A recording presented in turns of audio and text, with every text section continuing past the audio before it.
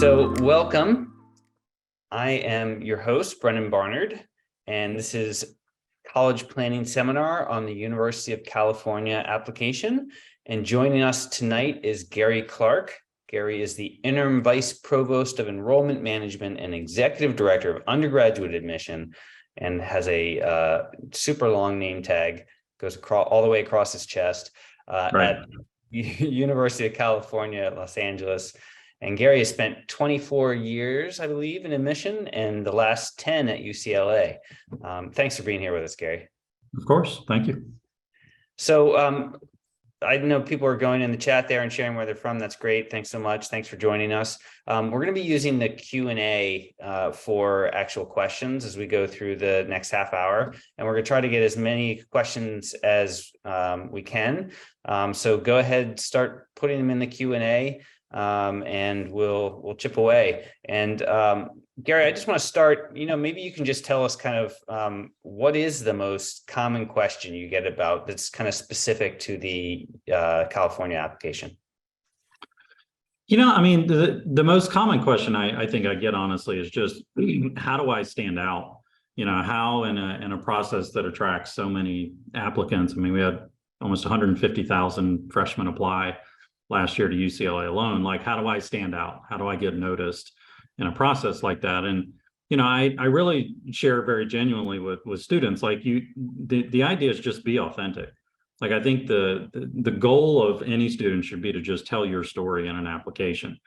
You can't control the outcome. I mean, that's just the reality, but you can present yourself in a way that's very authentic and genuine, that focuses more on what it is you want us to know about you, and less of trying to contrive an image of what you think we're looking for. So when it comes to whether it's writing your personal insight questions for us or college essays or that kind of thing, or what you choose to get involved in outside of class, I always tell students to really just kind of follow your gut, do the things you love to do, write in a voice that feels like it's yours, like do things that feel very natural and organic to you, rather than trying to find that little hook or thing that you think is going to make you stand out in a process. Because ultimately you do some of these things and you try and shoehorn yourself into this image of what you think a place is looking for, and then if the decision doesn't go your way, you wonder if I had just been me, would I've got a different outcome. So I think a lot of times the common question I get is just like, what can I do? I'm really interested. What can I do to make my application stand out? And my answer is always some flavor of that response. Yeah, don't manufacture, right? Because if anything, you'll end up in the wrong place. I mean, but to that point, there's a question here. What do you look for in the UC apps? And could you talk a little bit about kind of the 13 different aspects, the 13 factors that influence them? Yeah. So, excuse me, the University of California, we have a process that's described as comprehensive review or holistic admission. And they're kind of two components of the same thing. Comprehensive review is essentially the 13 criteria that faculty have said we can consider in evaluating a student for admission. And there are lots of things that are on the tip of your tongue anyway, like obviously grades, excuse me, rigor of high school program, engagement outside of class, access to educational opportunities, like things that very much make sense in the world of college admission. Holistic admission is just the ability for us to approach that in a way that is not formulaic. That is not just, and we'll probably talk, I'm sure, about being test free, but we don't consider SAT or ACT anymore. But this isn't a process of just trying to maximize numbers. It's a process of considering a whole application, considering the whole person, what they share, both quantitative and qualitative in the application. And, what we're looking at in the UC app, we ask you to self-report your academic history. Tell us about your classes and grades, whether they were honors, AP, IB, dual enrollment, whatever the case may be. We ask you to tell us about what you're doing outside of class, and we ask you to respond to 4 personal insight questions, which are kind of our version of the college essay. We do not consider letters of recommendation. We do not interview students. We are in a state that has a proposition called Proposition 209. We can't consider race, ethnicity, or gender in the admission process. We don't consider legacy. We don't ask in the application whether you have a parent or a family member who attended UCLA or a UC. So what we want to consider are the things that we really ask for in the application to get that whole image of a student.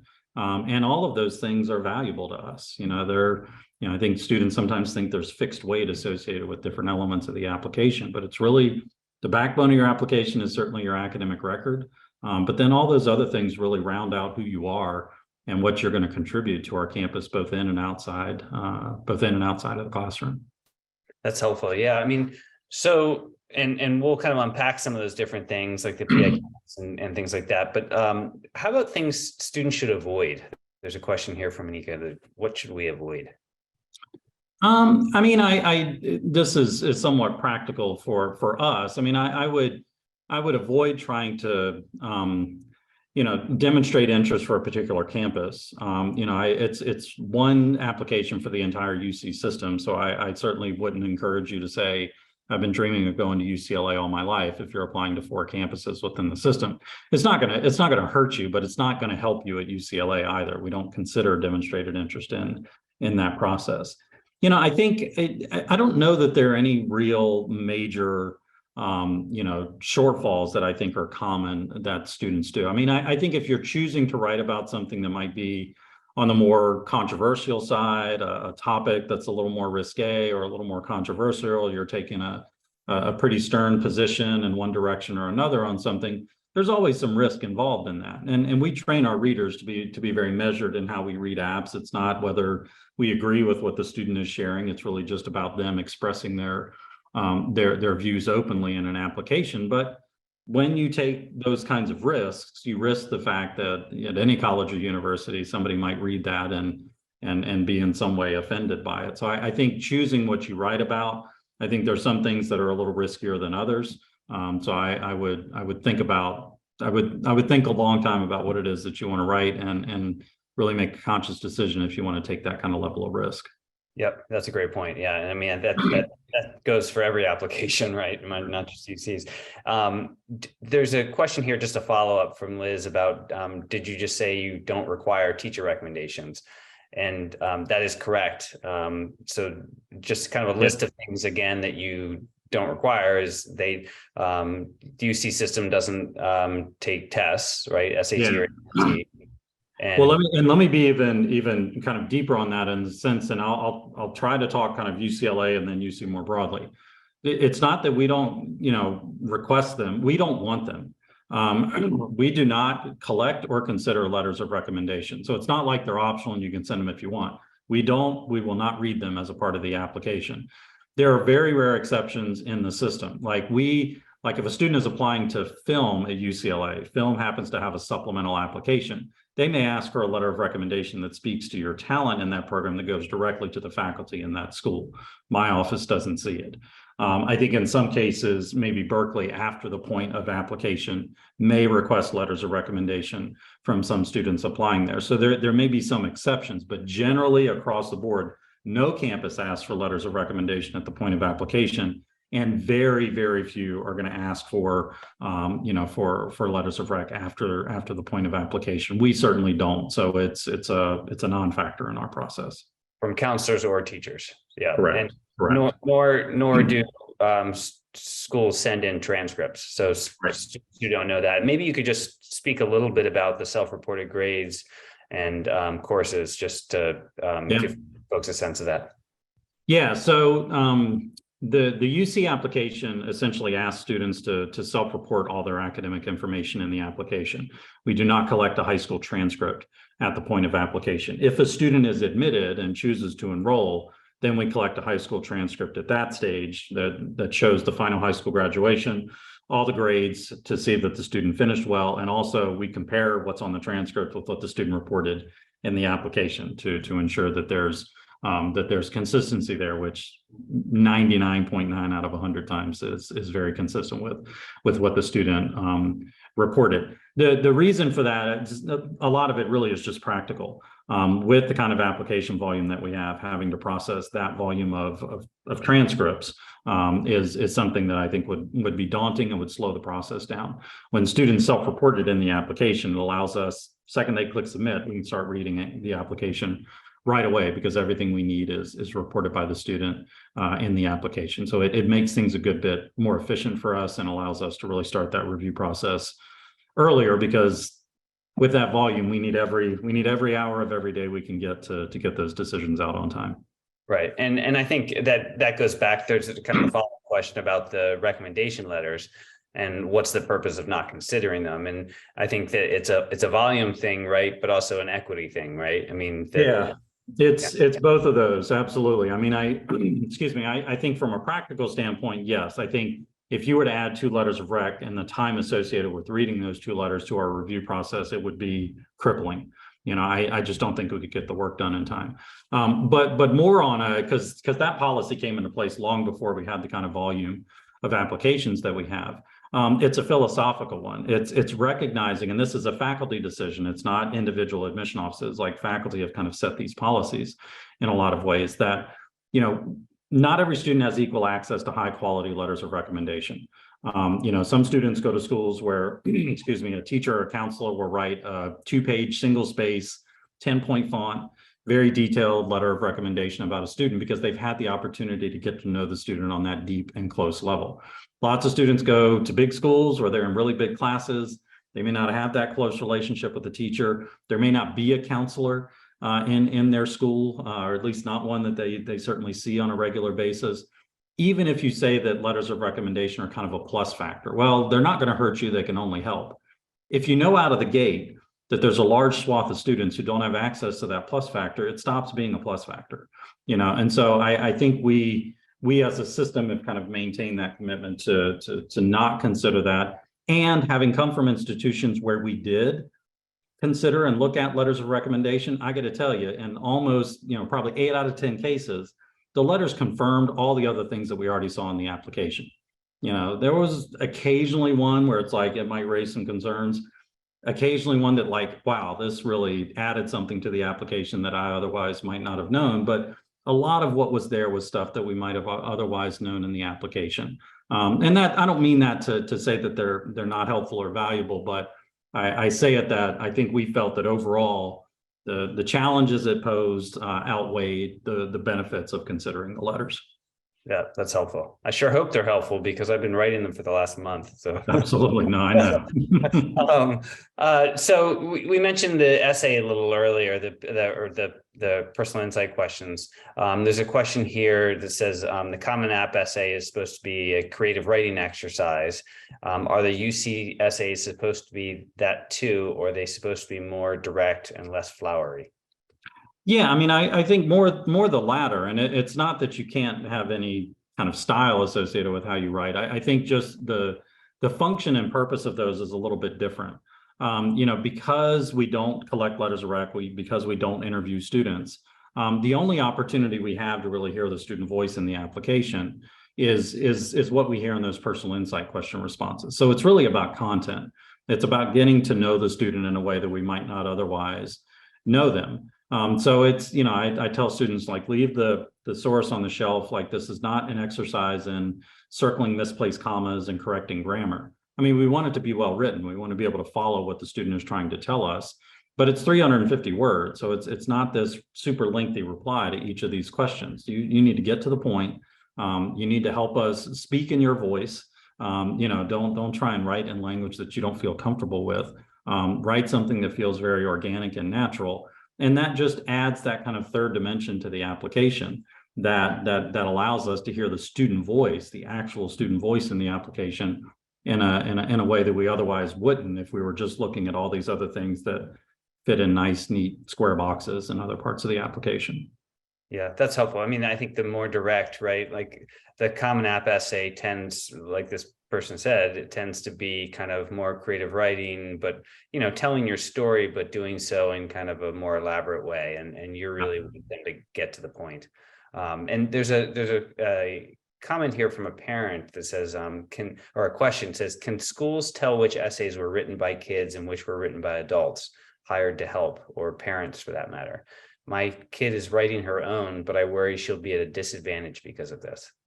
Well, so yeah, I mean, having read essays and personal insight questions and all that for as long as I have, I can tell you that the voice of a 17 or 18-year-old sounds very different than the voice of a 45 or a 50-year-old. So I think we hear that coming through, and that's sometimes these overly polished kind of essays just fall flat with a lot of college reps because they just don't.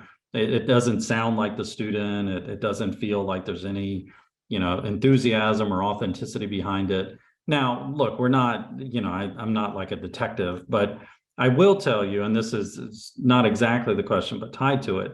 We as an institution at system-wide have really, in the past several years, stepped up our kind of vetting of personal insight question responses.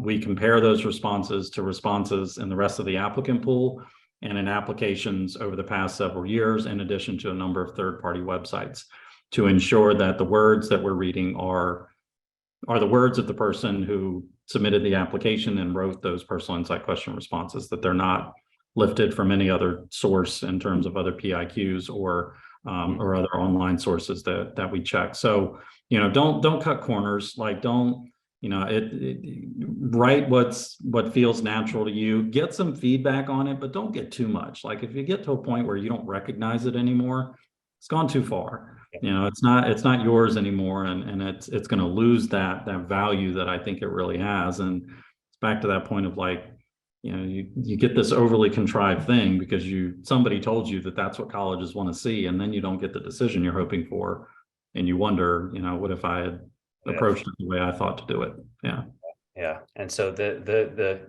answer is no, your daughter will not be disadvantaged because of that. If anything, she might be better off. Absolutely.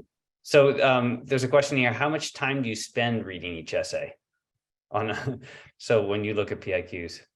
Yeah, I mean, I would say overall, I mean, the amount of time we spend on an application really varies. It depends on the application. It depends on the reader. I would say probably in the neighborhood of 7 to 9 minutes is what we're spending on average on an application. But some, you're going to spend a little bit more time. We don't really want people to spend a whole lot less time because it takes time to actually read everything in the application. But yeah, I mean, that's, and that's honestly true of every place where I've ever worked. Like, we can't spend hours on end, on each application. We've got to focus, read, give the application the attention that it deserves, and then shift to the next one. So I think we read them. I mean, I certainly will say that that's something that we're committed to doing. Every freshman app is read at least twice at my campus before a decision is made, and we want to ensure that our readers are spending that appropriate amount of time on each application. Well, and to that point, when are decisions made? There was a question about when do they come out? There was a question about when. Yeah, it's different by campus. Excuse me. For us, it's usually late March, no later than April 1st when our decisions come out. Not all UCs release at the same time. So don't get nervous if you start hearing from some, and even as early as late January or early February.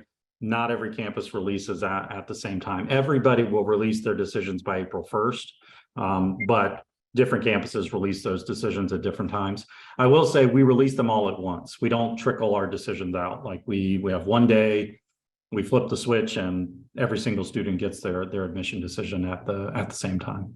And that's for UCLA, but I'm not sure that's true for every campus. Is that right? You're right. There are some campuses that they don't, it's not a trickle out, it's more of waves. Like, there are some campuses that might admit a group of students a little bit earlier and then admit another group a little bit later. So that, again, just, we don't have early decision or early action or anything like that at any of the UCs, but there are some campuses that might choose to release some of their decisions a little bit earlier and another group a little bit later, but my campus releases them all at one time.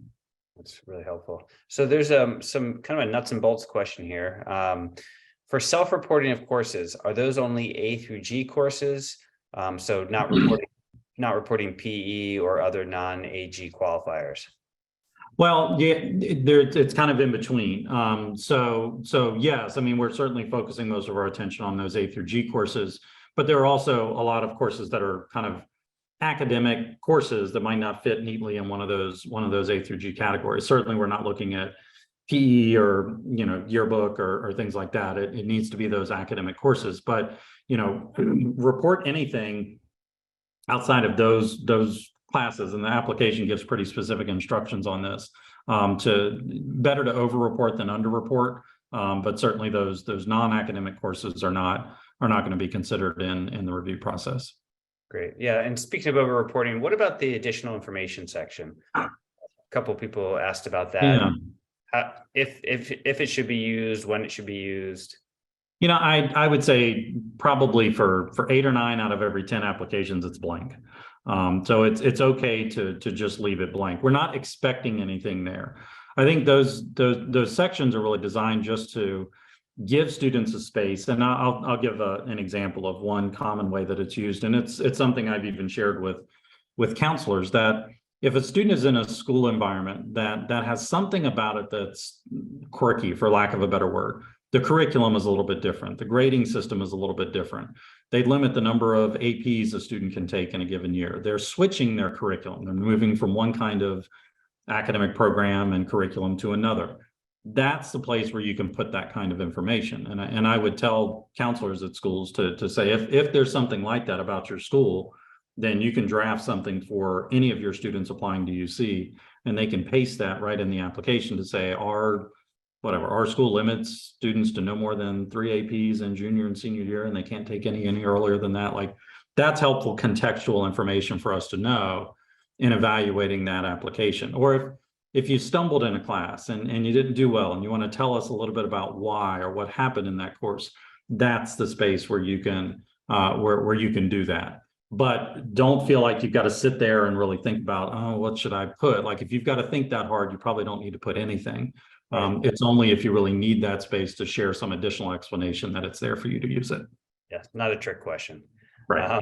What about a place? There's a question: is there a place that I can add a portfolio to the application? There's not. No. And the only case where any kind of portfolio, whether it's art or film or music or anything, is if you're applying to a program. And I'll talk for UCLA, and I think this generally applies to other campuses as well. I'll get off on a slight tangent here, but I think this might answer questions that people have too. The way that UCLA is structured, we're structured as a college of letters and science, and then a school of engineering, theater, film and television, arts and architecture, music, and nursing.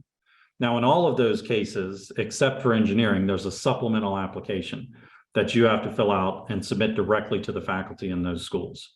And in some cases, you might be asked to submit a portfolio or upload some work or provide samples of your work in that supplemental application. That is the only situation where it's going to be looked at or considered.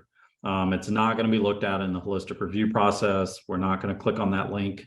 Don't send us anything in the mail. It'll die in a box. Like, it's just not something that, our process is built to really consider or evaluate. A well-drawn stick figure is going to impress me. So it's not something that I think I have the expertise to really evaluate. The faculty in those programs do, and that's why they ask for it and consider it if it's there.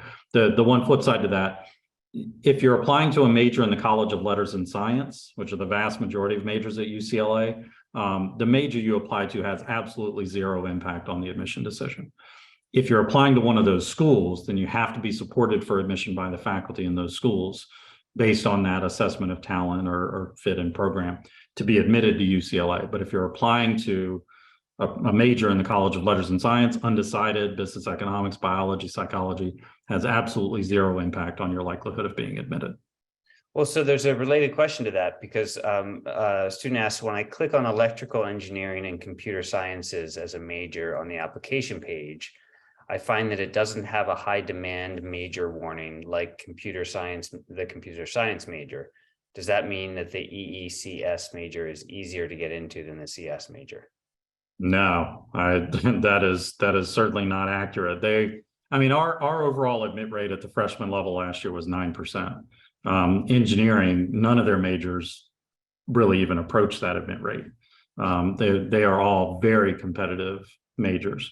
You hear the term sometimes impacted majors, like essentially every single major at UCLA is impacted. Everything is competitive, whether you're applying to the college, or you're applying to one of those specialty schools, they are all highly, highly selective, highly competitive programs. It's just in the college, it's just a wash because we're not looking at the specific major. But no, I mean, engineering is a great program and they have several different majors to choose from. But the idea that one is kind of quote unquote easier to get into than another, I think computer science, anything with the word computer in it is white hot, you know, and so like that is certainly, you know, I can say probably the most competitive major within engineering, but you're talking about gradations of 4% versus 5%, you know, or something along those lines, and they can shift from year to year. They're not looking to enroll the exact same number of students in each of those programs each year. So even if one of the majors is quote unquote easier to get into one year, they may be looking for a smaller number next year, and that might make it more competitive. So apply to what you're interested in studying. Don't think about the selectivity of it. Because are they capped? Are they capped by number each year?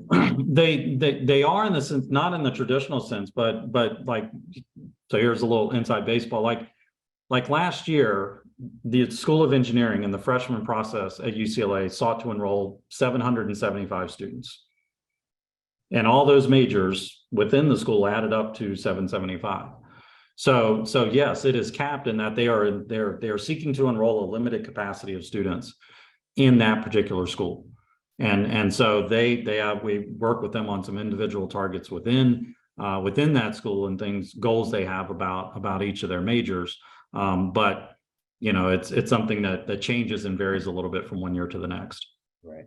And you can't put a minor anywhere, right? There's a question here about putting a minor. It's just no, minors don't play any role in admission. They're really cool, very exciting once you enroll at a college or university, but they're not anything that is even asked for or considered in the admission process. Yep, that's great. There's tons of questions coming in here. We're getting close to the 8 o'clock or wherever you are. It's 8 o'clock where I am. The end of the hour, the half hour. But let's just try to grab a couple more. How about does in-state versus out-of-state make a difference? And what about Los Angeles-based applicants? So yes, so the University of California has a cap. We are not to exceed 18% of our students being non-resident students. When that cap was put into place, there were 3 campuses that were already slightly ahead of that cap, us, Berkeley, and San Diego. We were at UCLA's at 22%. We were allowed to stay there at that time, and they said we just couldn't go any higher. But now the state has come back and said, actually, we want you to come back down to 18%. So over the next several years, we will be reducing our overall enrollment of non-resident students to get us down to that 18%. But that's both a combination of slightly reducing non-res and increasing California residents. So we've been asked by the state and provided funding to support this growth to increase the enrollment of California residents throughout the system and at UCLA. The process is the same for both, whether you're applying in-state or out-of-state, you're being read twice, you're being read holistically, all of that stuff is still exactly the same. The one thing we have to do each year is we have to be able to demonstrate that the quality of students that we're admitting outside of California is as good or better than the quality of students that we're admitting in California. It's a faculty policy called compare favorably. We have to be able to demonstrate that the quality of students we're admitting outside of California is as good or better than the quality of students we're admitting in California, so that we're not saying, well, you got to be this to get in from California, but no, you can be down here if you're from out of state. It's the opposite. You got to be as good or better than the students we're admitting in California. That's great. That's really helpful. What about a couple questions here about housing and the availability of housing, and that they've heard that there's limited availability of housing. Can you speak to that at all? Yeah, I mean, I think that's a really good campus by campus question. So for UCLA, we actually this past April increased our housing guarantee. We offer 4 years of 4 years of guaranteed housing for incoming freshmen. Now, edit that out later. 4 years of guaranteed housing for our incoming freshmen and 2 years of guaranteed housing for our incoming transfer students.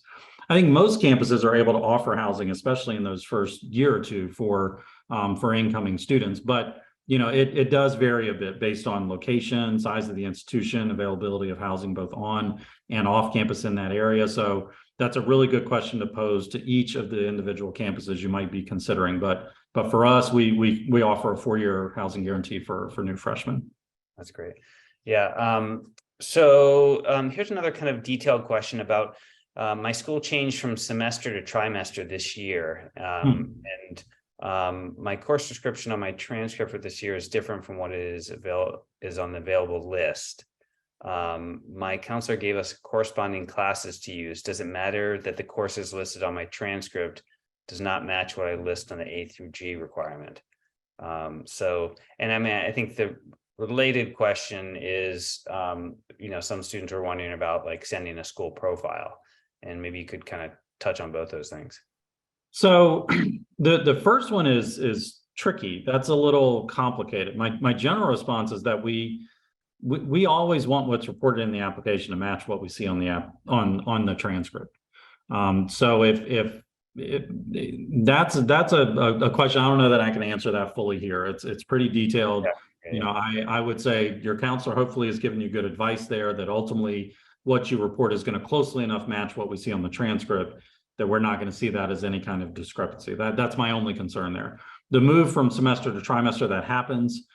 Students attend maybe multiple high schools, so we'll see that they've been in a semester at one and trimester at another. Don't worry about that. That's not uncommon, and we can figure all that out.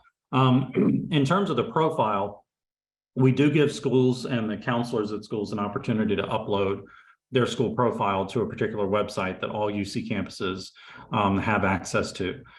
UC also has an incredible amount of historical data. We've been getting a lot of applications from a lot of high schools for a long time.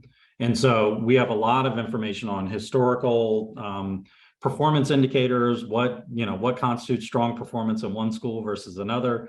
Some places you get a 4.4 weighted GPA, that puts you in the 3rd decile of the graduating class. Other places, you may not see a 4.0.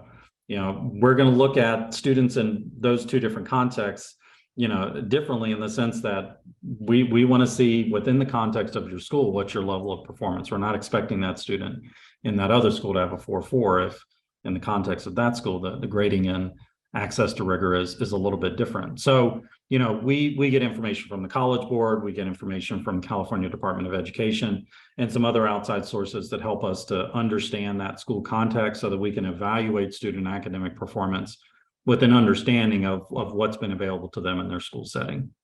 And same thing for schools that don't rank. There's a question about schools that don't rank and how you look at students. Yeah, we don't collect high school rank in the application, and it's gotten to where I think there probably it feels like more schools at this point that don't rank than do. So that's not something that we ask for or consider in the application in terms of the high school rank that you've been assigned. That's great, thanks. So one more question about the PIQs. There was a question about when you're reviewing the 4 PIQs that are chosen, is there a disadvantage if some of them are similar to each other? Like how should they choose a topic? I mean, that's a good question. I don't know if there's a right or wrong answer to that. I guess the perspective I would offer is, think of your application as kind of you're building a case for your admission. And we're kind of investigators looking to find different pieces of evidence that suggest how you might contribute both in and outside of the classroom to our campus. So if you feel like you've addressed one part of your character, or the way you think, or something you're engaged in effectively, then it might make sense to think about telling us something else about yourself in another space, versus having 2 or 3 PIQs that are kind of striking the same chord in terms of your interest or engagement in a particular thing. Now, like I said, there's no right or wrong answer. Like if there's something that you really have just so completely poured yourself into in high school that you really want us to understand just how deep a commitment and how much that really is an important part of your life, then go for it. I always tell students we're not looking for a class of well-rounded individuals. I mess it up half the time. We are looking for a class of well-rounded individuals, not a class of well-rounded individuals, meaning that not every student has to do all the things. Not every student has to be doing lots of different things outside of class. It's really about, like I said, telling your story. And if you're really passionate about something and you want to spend that extra real estate reinforcing that interest or passion in that area, then do you. You know, it's your story to tell. I think that is the perfect place to leave it. Do you, it's your story to tell. I mean, that's the take home from tonight. Gary, I'm grateful for your participation and sharing your wisdom, and you have a busy few months ahead. So we thank you. We're holding these college planning seminars throughout the fall for CGN school members, and our next one will be on Wednesday, November 30th at 8:30 p.m. Eastern. And it's called the Parent Partner. We're really going to be, it's really meant for parents, and how parents and family members and other supporters can be supportive of students as decisions start to roll in December and the months following. So, for those of you who are Zooming in, please feel free to fill out the survey that was in the link there in the chat. And again, thank you, Gary, and have a great night. My pleasure. Have a good night, everybody. Thank you.